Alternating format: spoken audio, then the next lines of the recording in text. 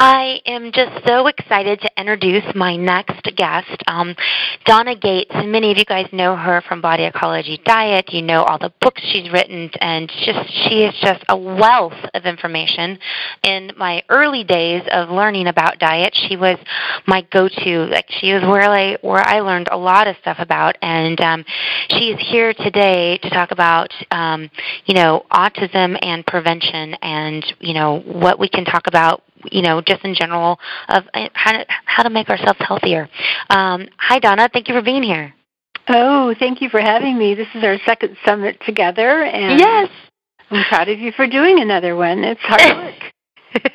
They are. They were your idea. That's the reason we're doing them. Well, it's really valuable. I think people are truly, because I've done 2 summits on a healthy gut, and I can see how these summits are advancing people's knowledge unbelievably, and we need for that kind of knowledge to speed up so people can start living, a better life and making better decisions, and especially in this area with autism, because knowledge is, I think there's the willingness. Many moms and dads are willing to do anything to get their child well, but they have to have the knowledge to do it. So this is really important to do the summit.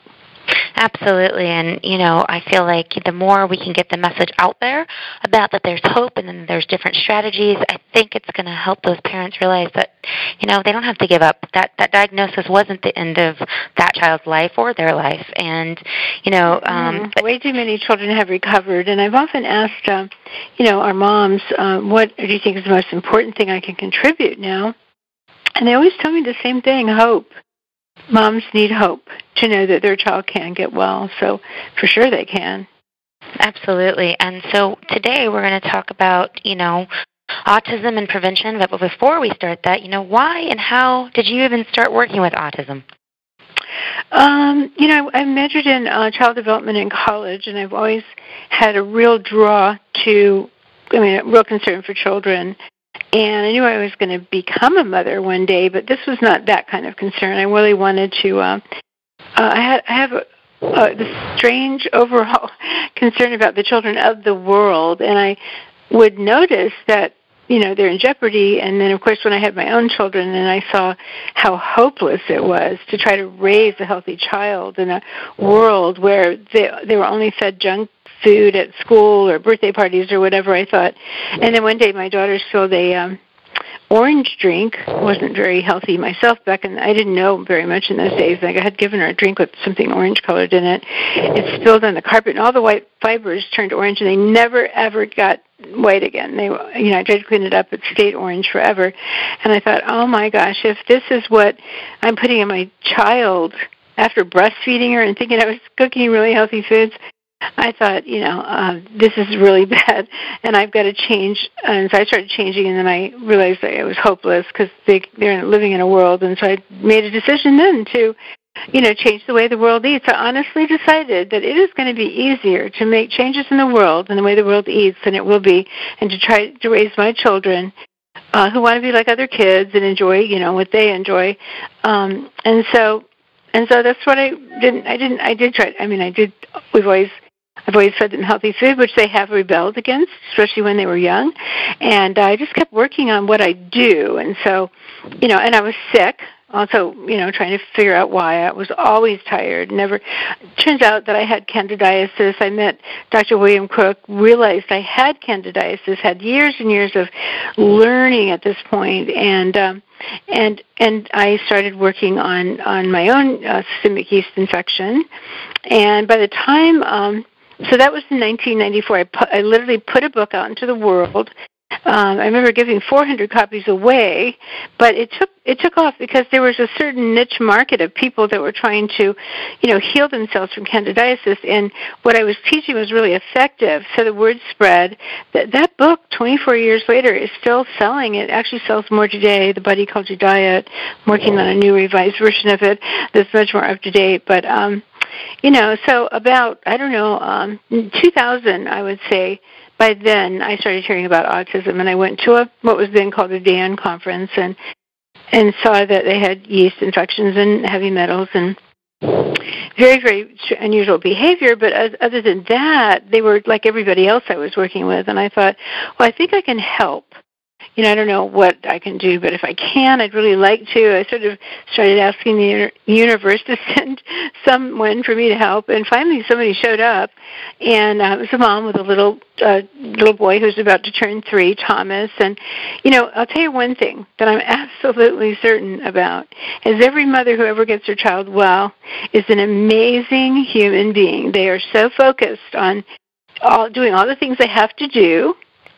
And if they don't do that, the child really stays stuck where they are in a very dark place. And it's sad because they're brilliant, really smart children. Like, they have all the genes to be really super smart, but they're caught in this really basically an epigenetic crisis that's keeping them in they never will manifest their full potential. So here, this little guy, Thomas, his mom started doing all the right things, and I was amazed because one of the things I suggested doing was fermenting coconut water, and she lived in Charleston, and I knew she couldn't get coconuts there, but she did somehow, and cracked them open and fermented that water and started giving that to Thomas. Made a few other changes, wouldn't give him any sugar, It was really hard. He was constantly at the refrigerator trying to get into the refrigerator to get his junky juice and stuff, but he started making changes, and she was just amazed. So then as time went by and he got really, really, really big changes, became very normal acting, and she wanted the other friends that had children with autism to, come and get help and do what she was doing, and they weren't at all interested. And so I went to another day conference and found a few moms that we all came together and joined what we called Bedrock, Body Ecology Diet Recovering Our Kids. They came up with that name. And I started teaching them, and they started doing it. And, of course, I was always learning myself what it's like, what are their needs. But really, when I look back, at that point, children hadn't begun to get well yet. And, of course, they're all working with their DN doctors, and the doctors were beginning to notice that, if you focus on their gut, feed them fermented foods, and get them off of sugar and everything, that they're going to, gluten and dairy and everything, that they are going to start showing signs. And the younger, the better. Our kids, they were different ages. One was 10 years old, but even he made tremendous progress and got well.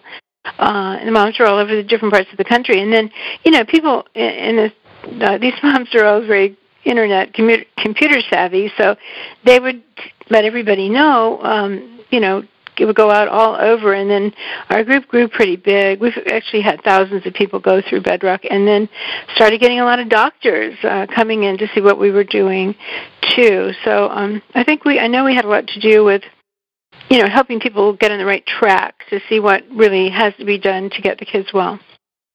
And so you talked about, Bedrock, and how do people find that website? Is that still something people can find? Yeah, bedrockcommunity.org. We have a lot of information posted there, recipes, a book for the kids, with recipes that kids like. And it's just there. We keep it going it's kind of like a, something that we do, because it's still something I'm very, very passionate about. I'm very concerned about autism and the struggle, but I've actually turned more and more to prevention, because I realize it's hard to recover a child compared to preventing it, because it's actually very easy to prevent autism. So I try to get to many people, that message out there more even. So Bedrock is, we have some moms there, Eva in particular, that handles a lot of the questions and calls, but a lot of it is posted there, just already available to take advantage of. And that's Bedrock, again, for those listening, BEDROK. Community.org, BED. So let's talk about prevention. Do you want to first talk about the theory of why you think autism happens, or do you want to start going into the prevention part of it?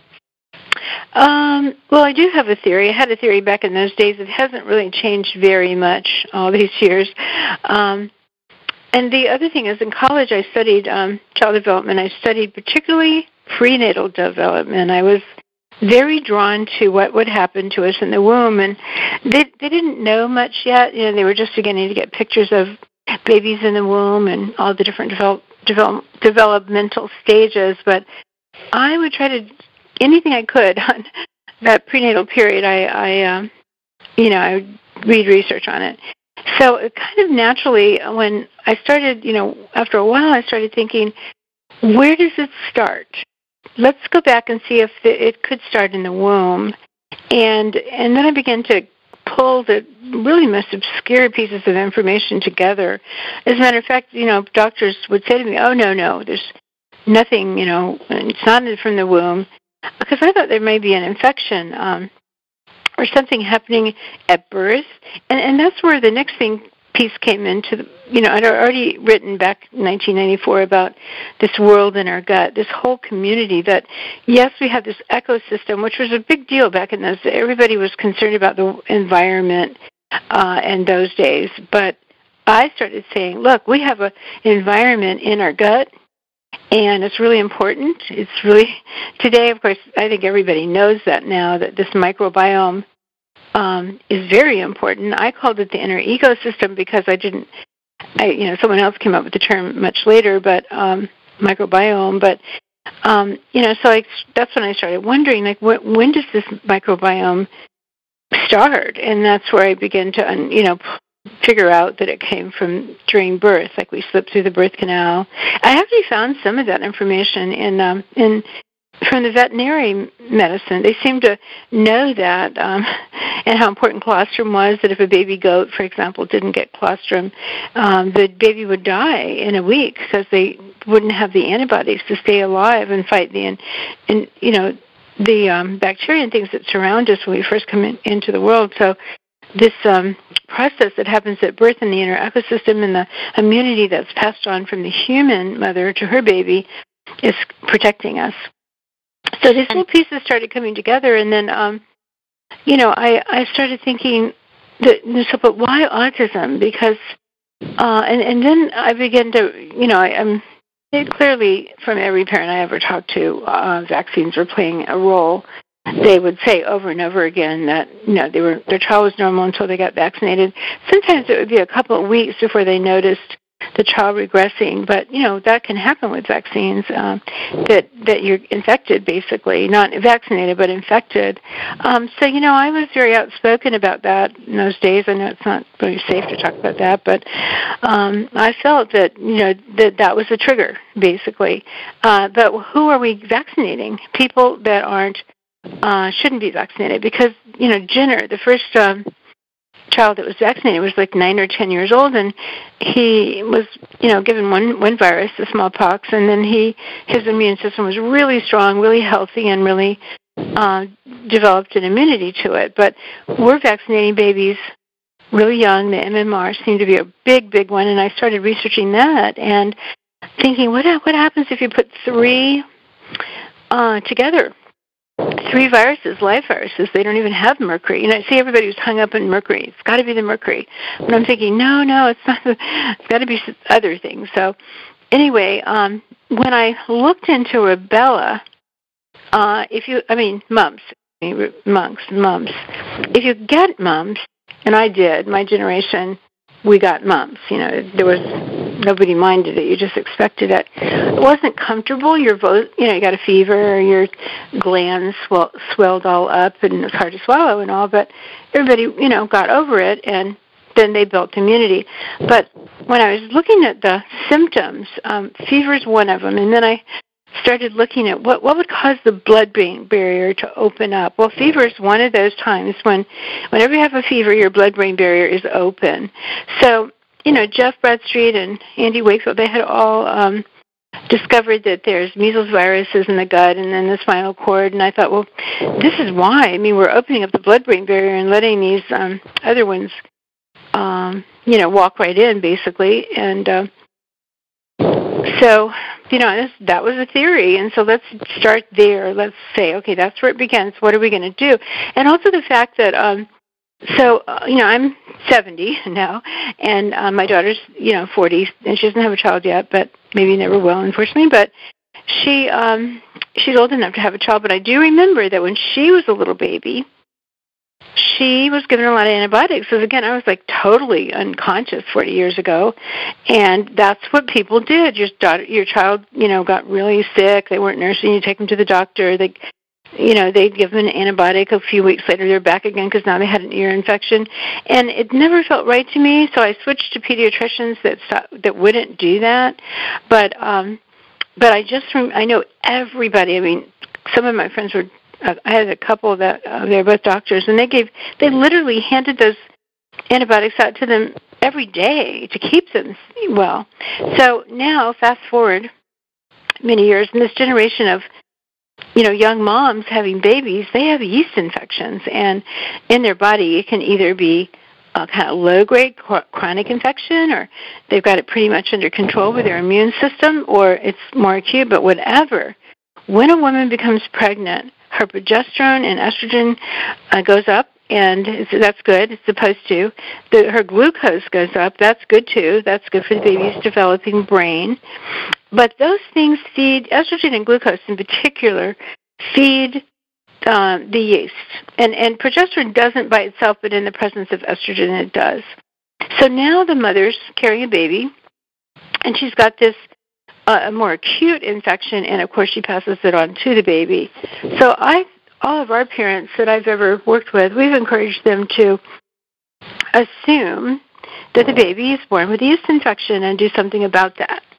So when a child is born, Donna, what is something that you would recommend for that mother to do right away? Well, that's key. And our moms all know to take the fermented coconut water, what we call it young coconut kefir, and they've been drinking it themselves through the pregnancy. They've been eating fermented vegetables through the pregnancy. They've been on the Body Ecology diet, which is we don't have sugar on the diet, just lots of healthy vegetables and fermented foods and some animal protein. So they've been eating that way through the pregnancy, and their yeast infection is kept more under control. Then they give birth, and they've been having all these healthy, probiotics and probiotic foods, so they're passing that on to the baby, which is perfect. But then we have them actually put a dropper full of the fermented coconut kefir, or take the juice from the fermented vegetables and dilute it with water and put it in a little dropper and squirt that in the baby's mouth. And sometimes I've got the cutest pictures from moms showing me the funny faces that the babies are making. But they actually grow up loving the sour taste. And children that like to eat sour foods like pickles and so on, they don't want sugar. Because if you eat sour and you do eat something sweet, like a banana or an apple, it's just over the top sweet to somebody who's eating sour foods. Where right now we eat the more and more sugar that you eat, the food manufacturers are making everything sweeter and sweeter and sweeter because our taste buds get dulled to sweetness. But if you eat sour, then sweet is very sweet. So I personally never happy. Like a piece of fruit is very sweet to me, and that's how it is with children. So, and so they've got this healthy inner ecosystem in their gut starting. They don't ever have colic, which is a big deal. They have quite a little appetite, and they're very alert. But I will say that consistently across the board, every one of the Body Ecology babies they have certain qualities. They're bright, happy, very, very happy. I would say that's number one consistently, the happiness factor. And they seem to be very charismatic because their parents are always being asked, what are you doing for Henry? What are you doing for Jacob? Or what are you doing for Eleanor? Because she's so bright, and she's so happy, and she's so present. Like today, I guess parents even take their children to little guitar lessons, little baby guitar lessons. At least I've got some pictures from that. And all the other kids are just like looking all around. But, little Henry will be actually looking like he's trying to string work the guitar. So they're very present and then very intelligent. And they speak at an amazingly young age in very intelligent sentences. So that tells me that, their brain is getting well nourished too, because we know today that there's a really important connection between the gut and the brain. So if you're right at the beginning of life, beginning to, have this healthy gut with a nice hearty microbiome in it, then it's going to affect the brain, and presence and happiness factors, and all those are very much connected to the gut. Now, do you believe that autism is genetic? I've been saying forever that it is not genetic, because all of us have a whole lot of the same genes exactly. And like, I have exactly the most common genes that every autistic child has. I have 2 copies of MTHFR, and I have with a 677, and I have COMP, and I have MAO, and so do my kids.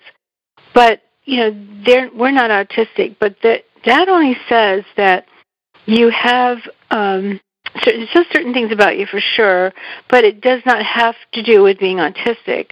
Like the MAOA, you're going to have higher levels of serotonin. COMP, you're going to have higher levels of dopamine and adrenaline that just after anything stressful happens, you or even a call like this, your energy's up and you're alert and your dopamine's up, and then it's over. And with COMP, your dopamine and adrenaline and everything stays up, where in an animal, they hear the postman barking at the door, and as soon as the postman goes, they curl back up in their little ball and go to sleep because they don't retain any of that excited dopamine energy. But the kids all have these genes, but tons of other people do too. They are genes, however, that make you a successful person, that make you really smart, really present, really focused. They just have things that, epigenetic things that were working against them. And I think the biggest one, the first one, is not having that strong, hardy immune system. I don't believe in vaccinating. If you're going to vaccinate, and I guess, it maybe come down to that with the schools insisting on it, at least delay the vaccination, do one at a time, and make sure your child is at their very healthiest.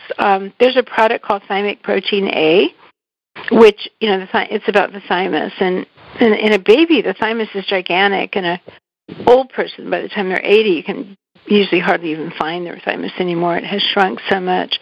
But just to be extra safe, and when parents felt they had to vaccinate, I've encouraged them to get the thymic protein A and start, giving their child 3 a day for the week before, 3 or even more in the day of the vaccination and for the next couple of days after.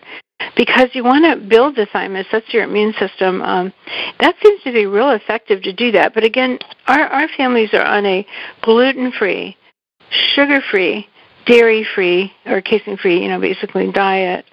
So their bodies are more alkaline. They're not set up to have. If you have candidiasis in your body, and you don't get rid of it and don't get it back under control, you're going to always have a weak immune system. And so they have the stronger immune systems. That's what you want to do. If you're going to vaccinate, you've got to vaccinate somebody with the strongest, hardiest immune system that you can help them create. Now, I want to go back a little bit to prevention, because I'm thinking, a lot of people don't talk about prevention. I think they're almost afraid to say that word, right? So now that we understand the theory that you have regarding autism, and you have the thoughts regarding the genetics, what about a mom out there, or a young woman, I guess she'd be before she's a mom, and her and her husband decide, or significant other, I should say, decide to want to have a child? What steps would you recommend them taking prior to conception, to try to prevent having a child with autism? Well, I think the most important thing is 3 to 6 months is to get their own yeast infection under control and detoxify, because it's clear that the children with autism and their parents have an issue with detoxification, but so do a whole lot of other people that never become autistic, so it's not just unique to autism. But for some reason, for epigenetic reasons, they aren't eliminating. They could be constipated. I hear, stories from moms that Oh, yes, from birth he was constipated, or he had constipation and diarrhea. So as soon as that happens, they're not eliminating and getting the toxins out of their body. Now, I happen to be a big believer in enemas and colonics, and so I even think that it's really a great idea for a mom, dad too, but especially the mom, to get colonics for about 6 months, a couple a week for about 6 months, because a lot of toxins are eliminated from the body and then are not passed on to the child. And I've heard for years, like over and over again, moms say, well, we have one autistic child, so we're afraid to have another one. But at the same time, like the mother I was telling you about that lived in Charleston, she was 2 months pregnant. And when we started, working together, and so we followed her pregnancy through the whole, all the full 9 months, and everybody was really excited and cheering her on and excited to see about how healthy the baby was. Well, he was born in 2 hours. He was super healthy, and she was just so delighted as he continued to grow. He did things that her first son hadn't done, like pointed at everything and chattered all the time, and he was a little noisemaker, which boys should be. It's just, and he was bigger, like his bone structure was bigger. And it wasn't like because he got different genes from that side of the family or something. It was just that he just was so well-nourished compared to his older brother, who's just, they're equally smart, both amazingly smart. Little Thomas grew up. He's 18 now. He's amazing, handsome, thoughtful, he's an amazing young man, and the parents don't want people to know who he is because they never told him. Like when your child is 2 or 3 years old, it's almost better that they don't think there's anything wrong with them, that they have autism. That's one of my biggest. I actually talked about this at Autism one year, but I don't think that many people heard me. But I think it's so important that. Because Bruce Lipton is a friend, and Bruce and I have talked about this before.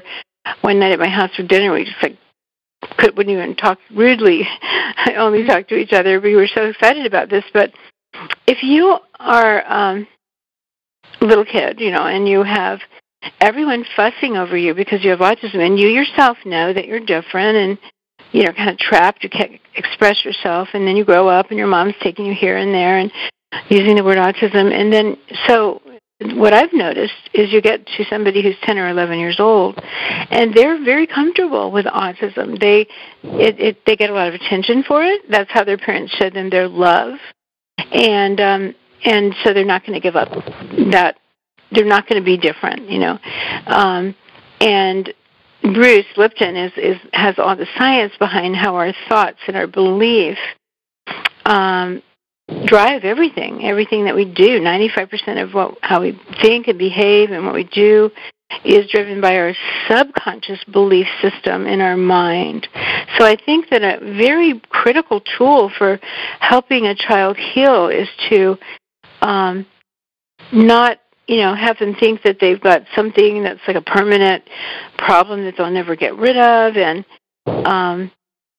I encourage our parents to speak in a way that to their child that, now as soon as you get past this, we're going to do this and this and this. And always visualize in their own mind their child completely well, playing basketball, having a ton of friends, going out on her first date, and dad being worried about her, the usual things, because they're well. Because I think, if we have these strong visions, these strong intentions in our mind, the universe is set up to push us in that direction or pull us in that direction. So I think that's a very, very important part of the recovery and healing of autism.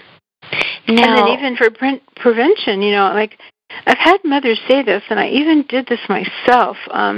My mother told me this years ago, because I was born with real bright auburn hair. It's darkened over time, but she said that she really wanted a redheaded baby, and she was really surprised when she got one. And I've had friends say, I wanted my son to be tall and dark hair and thick and play an instrument and be really good at music, and that's exactly what he's like. So, I used to think about that, and this is something women don't realize, but when you're carrying that baby inside of you, as soon as the egg and the sperm come together, the brain immediately, and the brain and the gut immediately begin to form. They are formed right away. They're first one, and then they divide into two, and then the brain goes on and becomes the brain and this, the spinal cord, and then the gut goes on and becomes the gut. But they are literally at the very, very beginning one, and then they separate. But it's so interesting because, and then all the organs continue to develop, but on the 28th day, which is about the time where a woman might, wonder if she's pregnant, because that's when her period would come, and she doesn't have a period. On that day, the brain bud, tiny little bud, actually begins to come alive and vibrate and sense. So it's not like a real brain like we have, but it's a sensing organ now. And so from that point on, 28 days after conception, the baby's sensing his or her environment. And so if the mother is happy or stressed or worried or depressed or whatever, they're very aware of that. And and then fast forward to a 3-year-old or a 15-year-old or whatever, they're still just as connected vibrationally to their mother. So the mother has an enormous power with her vibration and with her own words to influence her child in a certain direction. And I encourage our moms to take advantage of that power that they have to influence their children. And I always notice, like, when mine were little, my two oldest, I had one at 44, and so he's 27 now, but I have the two older children, and when I was in a bad mood for some reason, like upset or depressed or whatever I was, they would fight with each other. They're actually really good little kids, and they loved each other and didn't fight very much, but I noticed they acted out, actually more like, not so much fight with each other, but more acted out, driving me crazy. And then, I'm sure everyone can relate to this, and then just the opposite, when everything was great and I was feeling really happy and felt like I had everything under control, then they were so at peace and getting along and playing with their stuff or whatever peacefully. And it began to dawn on me how tuned in they were to my vibration, so they could sense when I was upset or unhappy or worried about something. I think that's fascinating because, I think the same thing with my own son, and prior to having children, I used to teach kindergarten and first grade, and I remember I did too. That's so funny. I did out of college. That was my first job. I taught kindergarten and first grade. I think that's why we get along so well. Yeah, we have things in common. Yeah, that's so crazy. But yeah, I remember that going into the classroom, and if I was having a bad day, like, for whatever reason, maybe nothing to do with the children, of course, but for whatever, maybe there was traffic, maybe I fought with a friend or whatever the reason was, I'm not joking, those children knew instantly, and the energy was completely different. But when I went in feeling happy and excited, they were like feeding off that energy. It's really interesting how kids can feel stuff that I think they're even more in tune than some adults. Yeah, and even if you're not feeling, like positive about recovering your child, you have to fake it. You have to act like it. And I said to Diane, the first mom, one time, I said, how because I've always been so proud and so, amazed and happy at moms like you and like her and our whole Bedrock group. They're amazing moms. And, she said, well, I just couldn't believe that I would have a child with autism. Because I said to her, where does your strength to recover, Thomas, come from? And she said, it just didn't make sense that I would have a child with autism. I just knew it wasn't right. And I think you have to think that way. It just doesn't make sense. And don't accept anything about it. Don't feel, like it's something that happened to you that's just really just crushes you and crushes your spirit and crushes your will. It's just the opposite. You want to bring out that fight in you and say, this doesn't make sense, and I'm going to draw. And I don't think people realize the power of their intentions to draw answers into that, toward them. When I look back over my many years now of doing this work, I thought we have to have a better sweetener than aspartame or Equal or NutraSweet, and we have to have, because I put out a book on for candidiasis, and you can't eat sugar. I was certain of that after I figured out this diet and, the condition and what these yeasts are doing in our body. I thought, we can't have sugar.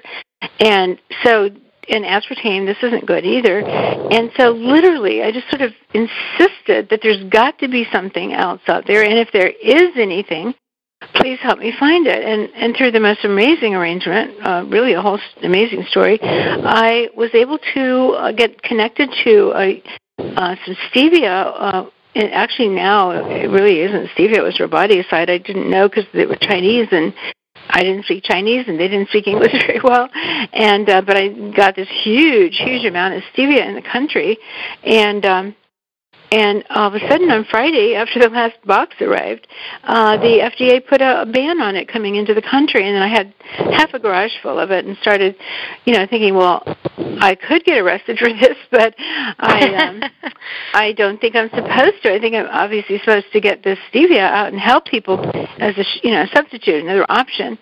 And then Dr. Robert Atkins came into my life right after that, and he loved it.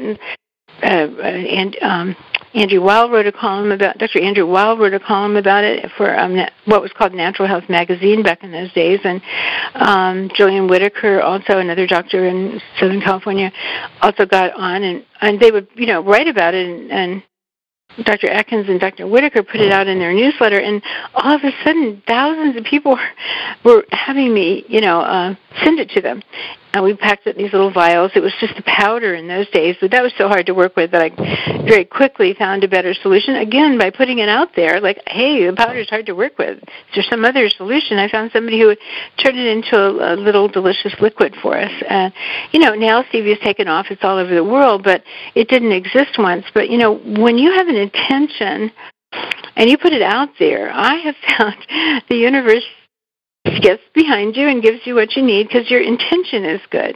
This is a very good intention, to raise a child who's happy and healthy and makes a contribution to the world. And these children have the ability to do that. They have the genes. Getting back to the genes, their genes are there for them to be extremely smart, very, like the comp gene, for example, is a survival gene.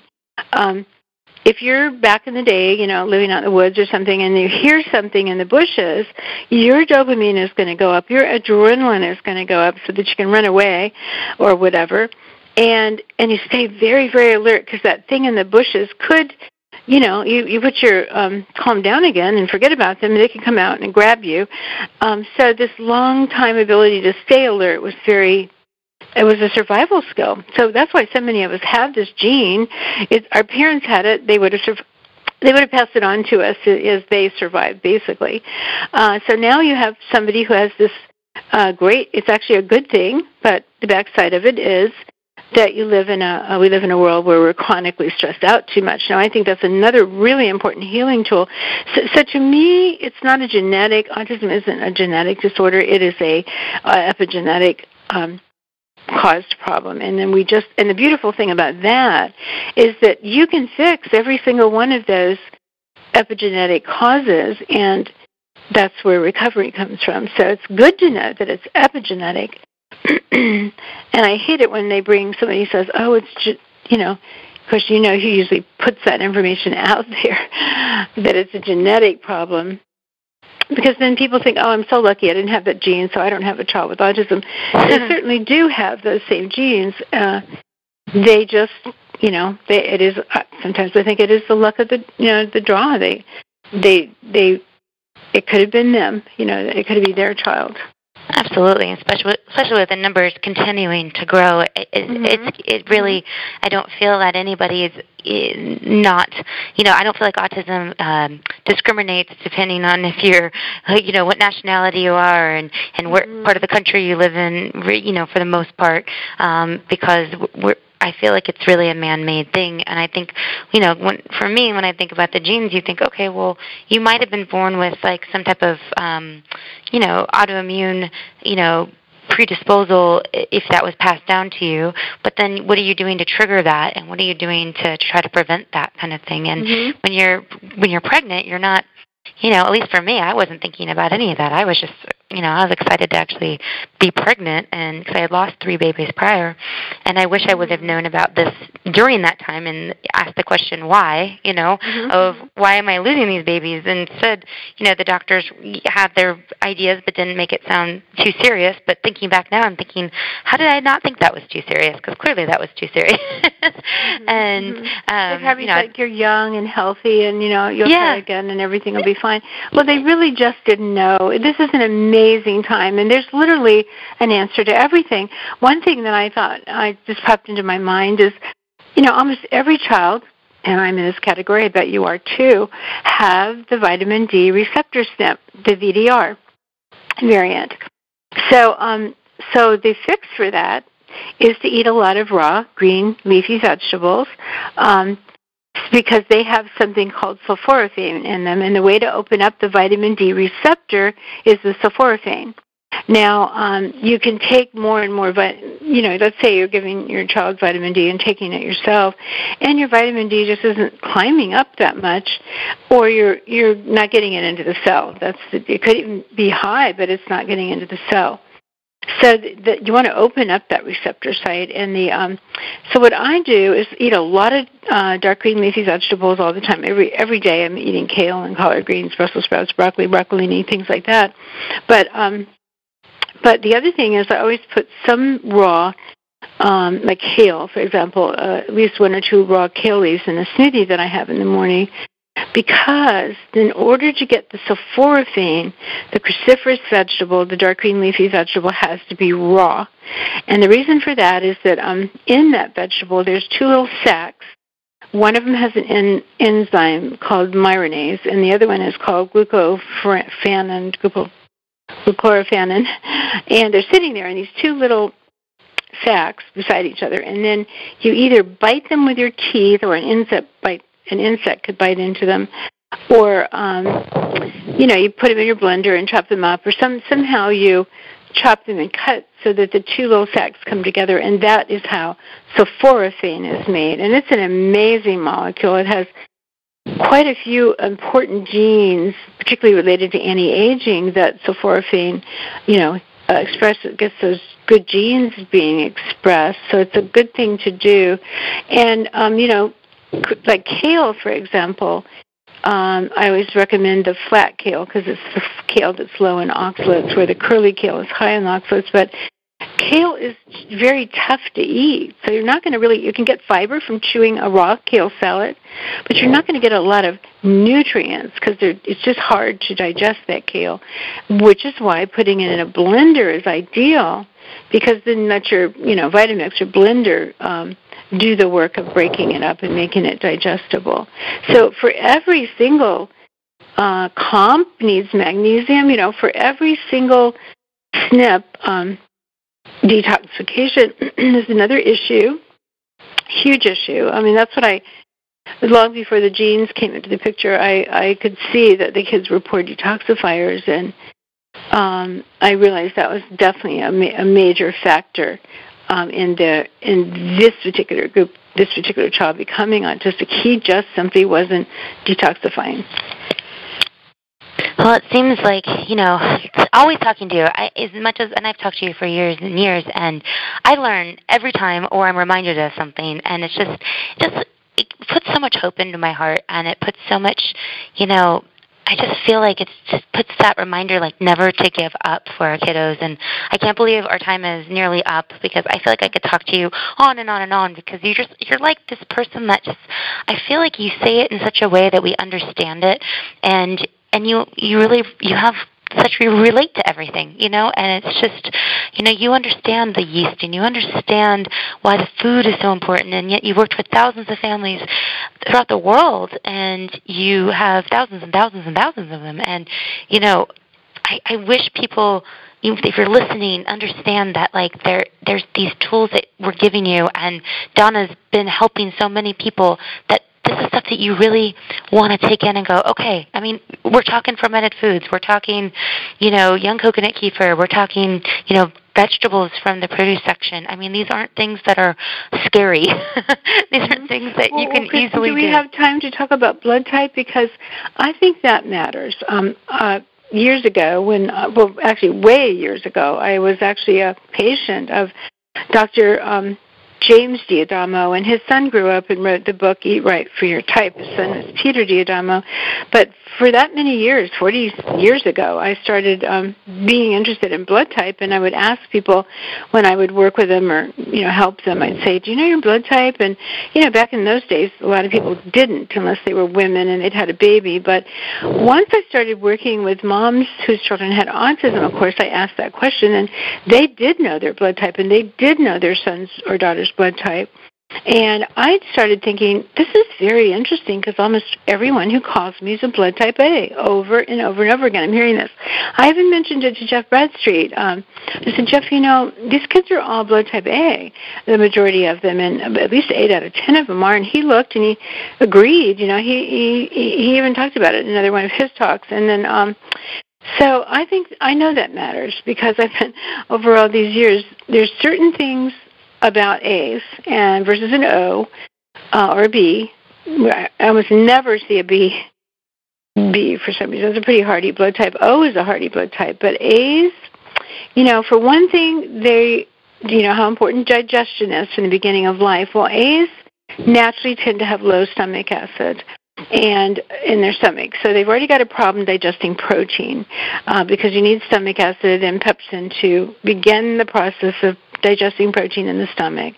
Then as the protein and all the rest of the food moves into the small intestine, there are 2 enzymes in the small intestine. There's an enzyme in the small intestine called alkaline phosphatase, 2 words, alkaline phosphatase.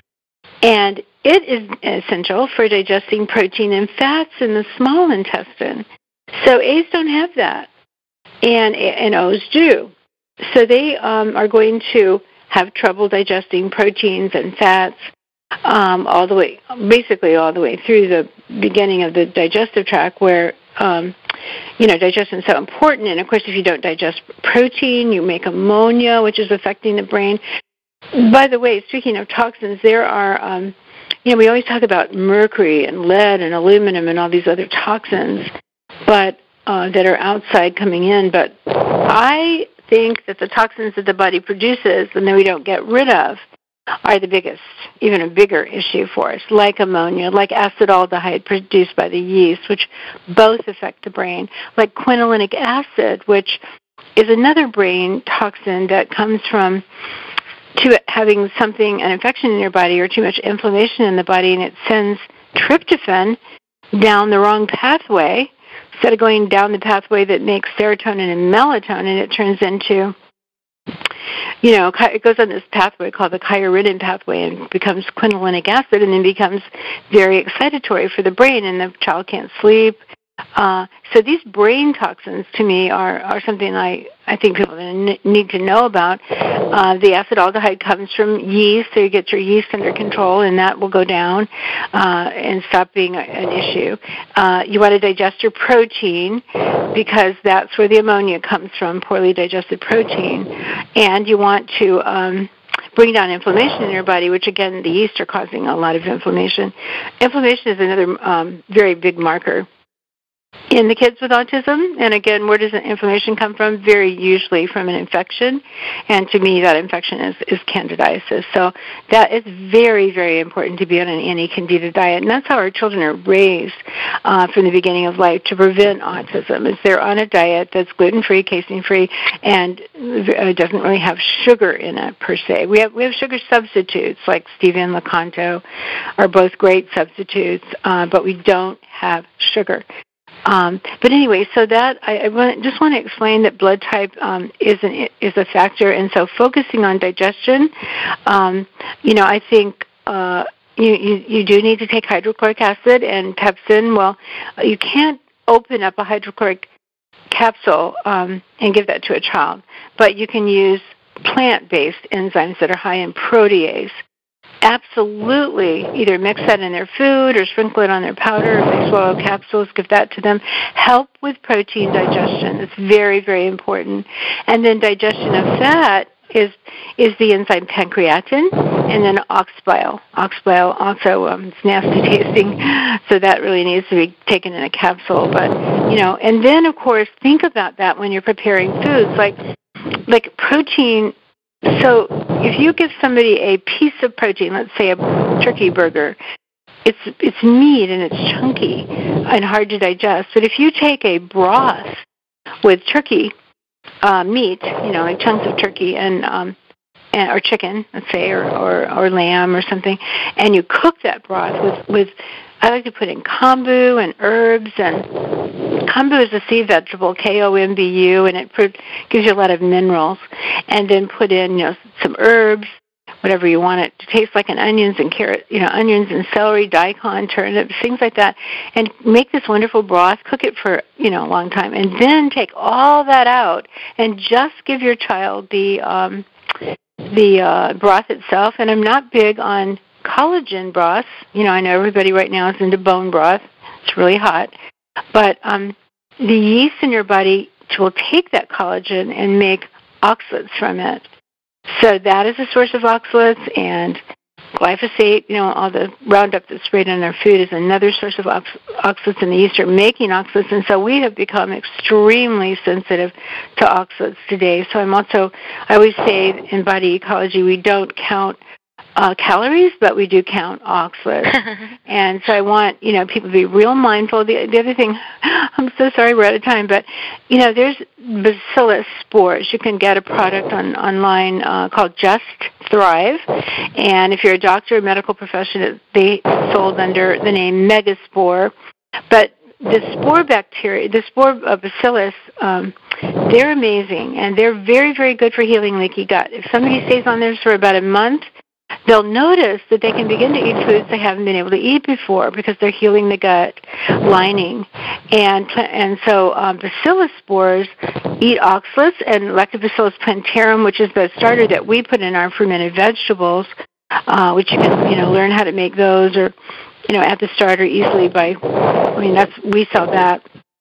And I like to put the starter in, not to make money, but because we need that plantarum, because plantarum eats oxalates. It degrades histamine, so you don't get too much histamine in your gut, which causes a lot of, gas and bloating, for example. So they eat oxalates, they degrade histamine. They're antiviral, and we do have viruses in our gut called the virome.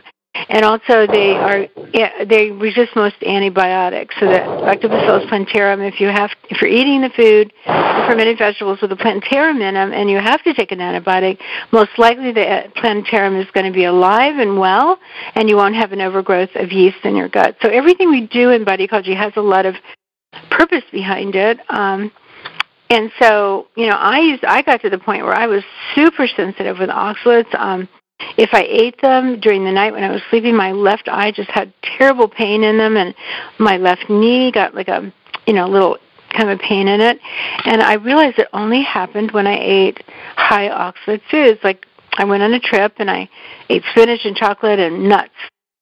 And that's when it really got bad. And I thought, these are all high oxalate foods. And so I have really paid a lot of attention to oxalates. So the spores are very good for that. If you eat a food, first of all, avoid the high oxalate foods: spinach, chocolate, nuts and seeds. Soy is a problem because it's sprayed with Roundup, but glyphosate. But so chocolate, spinach, nuts and seeds. But even sweet potatoes and beets that people are going crazy over. Or if you juice carrots and beets because you think they're sweet and good together, that's too many oxalates. Well, so don't do that. You don't eat those foods. But the other foods that are medium and lower on oxalate, you want to eat those. And then take your bacillus spores, like your Just Thrive or your Megaspore, and calcium citrate at the same time so that you don't get that reaction.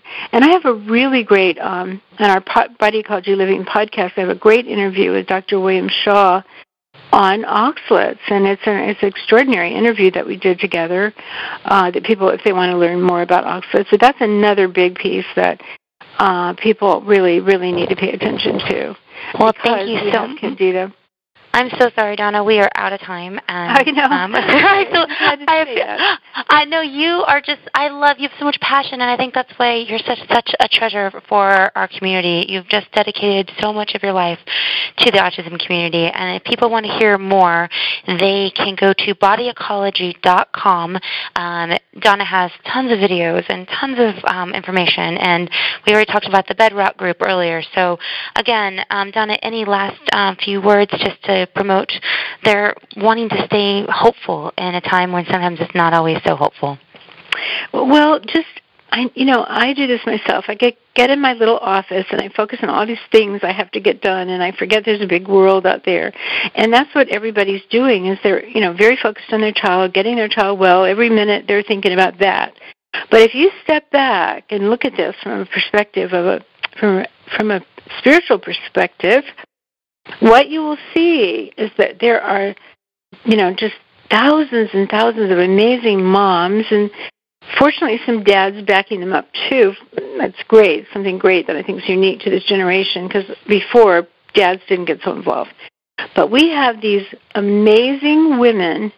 They have no idea the difference they're making in the world. I can see without any doubt the changes that have happened in medicine, because they force the doctors to push in the area of what's going on in the brain, what's going on here. We have learned so much because of autism, and it's scaring people. They're concerned, and parents today, and people who haven't had a child yet, are very, very willing to do the things to get ready for the pregnancy, and that's exactly what we need. So it's hard. It's hard when you look at your world around you, but you alone and you collectively are making an enormous impact on the world at a time that we need this kind of impact, because we're going in the direction of, we're about to fall off a cliff, and we have to turn around quickly. So your work is